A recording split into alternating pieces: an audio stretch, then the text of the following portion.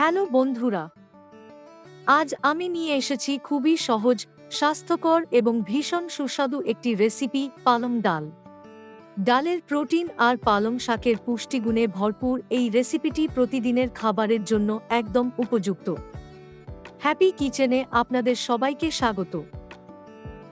চলুন একদম সহজ উপায়ে তৈরি করে ফেলি এই পুষ্টিকর পালং ডাল। আমি এখানে অড়হর ডাল এবং মটর ডাল নিয়েছি। আপনারা চাইলে এই ডালটি মুগ ডাল দিয়েও তৈরি করতে পারেন। প্রথমে ডালটি ভালো করে ধুয়ে নিন। এরপর প্রেসার কুকারে ডাল, হলুদ, সামান্য লবণ এবং সামান্য তেল দিয়ে পরিমাণ মতো জল দিয়ে 3 থেকে 4টি সিটি হওয়া পর্যন্ত সেদ্ধ করে নিন। ডাল যেন ভালোভাবে নরম হয়ে যায়।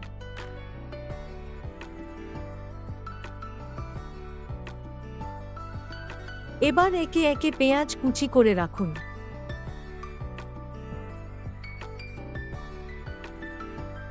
এবার 4-5 কোয়া থেঁতো করে রসুন কুচি করে নিন।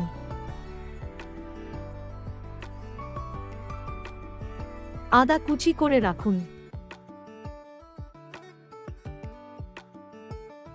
কাঁচা লঙ্কাও কুচি করে সব এক পাশে রেখে দিন।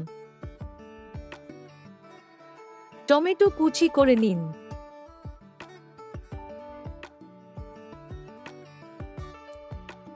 পালং শাক ভালো করে ধুয়ে জল ঝরিয়ে কুচি করে নিন। তাজা পালং শাক ব্যবহার করলে স্বাদ ও রং দুটোই দারুণ আসে। এবার কড়াইয়ে তেল বা ঘি গরম করুন। তেল গরম হলে সর্ষে এবং জিরে দিয়ে ফোড়ন দিন। এবার পেঁয়াজ কুচনো দিয়ে নরম হওয়া পর্যন্ত ভাজুন এবং কারি পাতা যোগ করুন।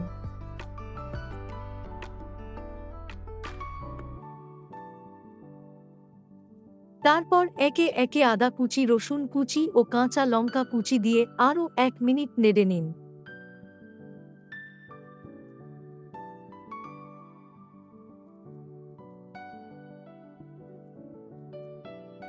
কাসুরি মেথি দিয়ে নেড়ে নিন।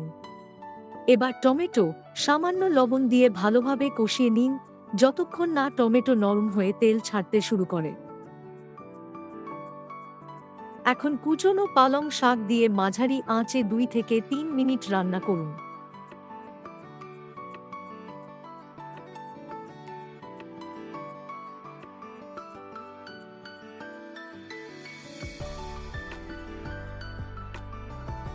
নরম হয়ে গেলে এক এক করে লাল লঙ্কার গুঁড়ো, ধনে গুঁড়ো, জিরে গুঁড়ো দিয়ে সবকিছু একসঙ্গে ভালোভাবে মিশিয়ে নিন।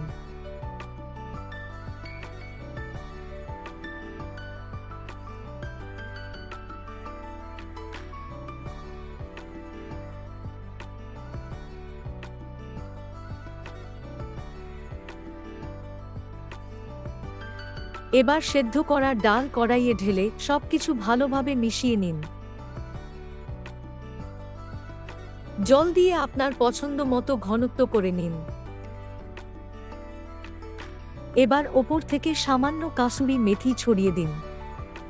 এতে ডালের স্বাদ ও সুগন্ধ আরও বেড়ে যাবে। এরপর 5 মিনিট হালকা আঁচে ফুটিয়ে নিন। সবশেষে 2 চামচ ঘি দিয়ে লাল শুকনো লঙ্কা এবং লাল লঙ্কার গুঁড়ো দিয়ে তড়কা দিতে পারেন। এতে স্বাদ আরও বেড়ে যাবে। আমাদের গরম গরম, স্বাস্থ্যকর আর ভীষণ সুস্বাদু পালং ডাল একদম তৈরি। এটি গরম ভাত, জিরা রাইস, রুটি বা পরোটার সঙ্গে পরিবেশন করুন। যদি আজকের রেসিপিটি আপনাদের ভালো লেগে থাকে তাহলে ভিডিওটি লাইক, কমেন্ট আর হ্যাপি কিচেন সাবস্ক্রাইব করুন।